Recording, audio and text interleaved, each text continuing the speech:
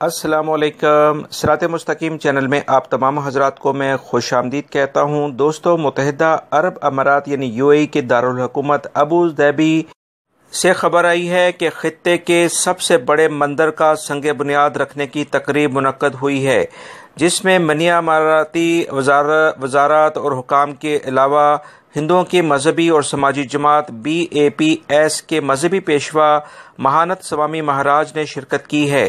سنگ بنیاد رکھنے کی تقریب میں امارات میں انڈین سفیر اور ہندو برادری کی بڑی تعداد نے بھی شرکت کی ہے۔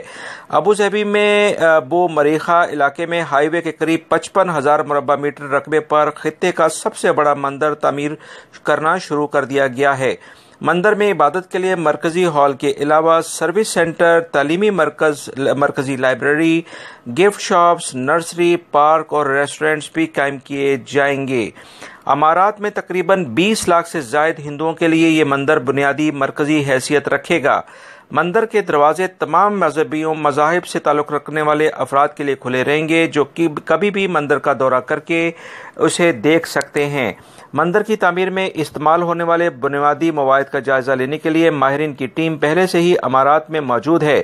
ہندوؤں کے مذہبی اور سماجی جماعت BAPS کے رہنماؤں کا کہنا ہے کہ مندر کی تعمیر ان کی تنظیم کی زیر نگرانی کی جائے گی۔ محکمہ سماجی فروغ کے سربراہ ڈاکٹر مغیر الخیلی نے سرکاری نیوز ایجنسی کو بتایا ہے کہ ولی عہد ابو ظبی شیخ محمد بن زید ال نہیان کی سربراہی میں منعقد کی ہونے والی کابینہ میں محکمہ سماجی فروغ کے اختیارات واضح کر دیے گئے ہیں، جس کے دائرہ کار میں عبادت گاہیں، کمیٹیاں، کلب اور معاشرتی خدمات فراہم کرنے والے اداروں کا قیام بھی شامل ہے۔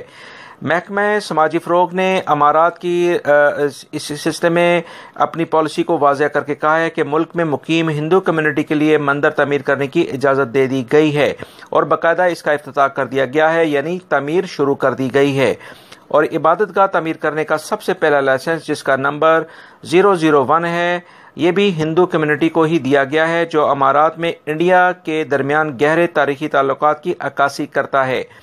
اس سے قبل 1958 یعنی 1958 میں دبئی کے حکمران شیخ راشد بن سعید ال مکتوم نے دبئی میں واقع ایک عمارت کے فلیٹ میں ہندو اور سکھ برادری کی عبادت گاہ قائم کرنے کی اجازت دی تھی۔ 2012 میں دبئی میں سکھ برادری نے تعداد میں اضافے کے پیش نظر اپنے لیے الگ عبادت گاہ تعمیر کرنے کا مطالبہ کیا تھا۔ دبئی حکومت کی آمادگی پر گرو نانک دربار کے نام سے متعدد منزلہ عمارت گاہ تعمیر کر دی گئی تھی۔ اس کے بعد اب ہندو برادری کو بھی دبئی میں مندر تعمیر کرنے کی اجازت دے دی گئی ہے۔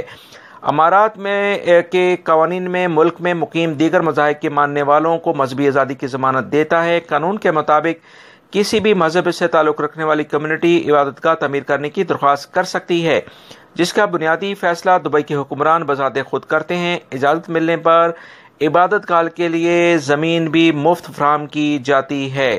دوستو، یہ ایک بہت بڑی عرب کنٹریز کے اندر یہ ڈیولپمنٹ ہے۔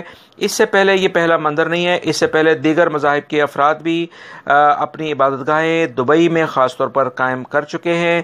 لہٰذا یہ کچھ معلومات تھی جو میں نے آپ سے شیئر کی ہے۔ میری اس ویڈیو کو لائک کرنا مت بھولیے گا اور میرے چینل کو لازمی سبسکرائب کر لیے گا۔ السلام علیکم۔